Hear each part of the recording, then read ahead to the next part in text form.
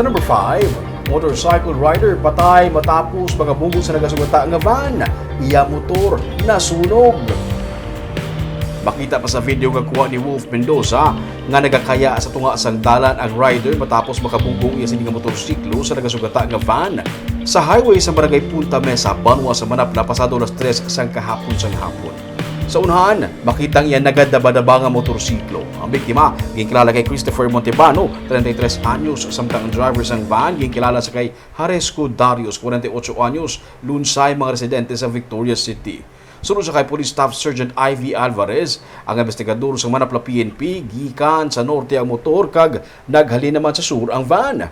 Sunod sa pulis, nag-overtake ang motor sa isa ka truck apang wala ini makabalik gilayon sa iyang lane kag nabunggo sa van. Bangod sang impact, nagtabog ang driver sa motor kag nagdaba-daba ang iyang motorsiklo.